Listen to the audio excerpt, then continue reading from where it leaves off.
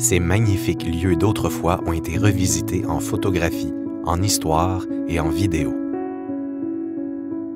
Voyons ensemble chacun d'eux pour en savoir toujours un peu plus sur notre patrimoine.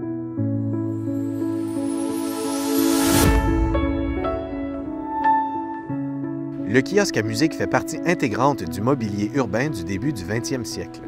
Il demeure intimement lié aux loisirs privilégiés alors par la collectivité, tels que les concerts populaires se déroulant en plein air. Celui d'Iberville accueillera notamment l'Union musicale d'Iberville, dont les premiers balbutiements remontent à 1914 sous l'impulsion d'Ernest Thuot. Dans le cadre de Zoom Patrimoine Prise 2, c'est l'artiste Daniel Rochelot qui immortalise en photographie ce kiosque, dans son œuvre « Passage à travers le temps ». En mai 1926, le comité d'urbanisme mandate Romuald Labelle pour diriger les travaux de construction d'un nouveau parc à Iberville.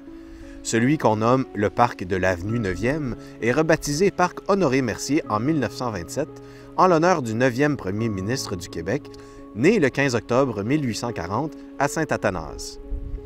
Rapidement, on procède au drainage et au labourage du terrain qui demeure la propriété de la fabrique de Saint-Athanase. À la fin août, les plates-bandes et les allées sont achevées et on discute même d'y installer des jeux pour les enfants.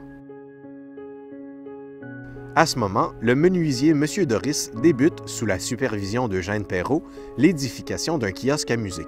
On évalue à 1 550 $ le coût de la structure, dont les plans sont de l'architecte Descaries. L'entreprise de peinturage est quant à elle confiée à Élie Faneuf.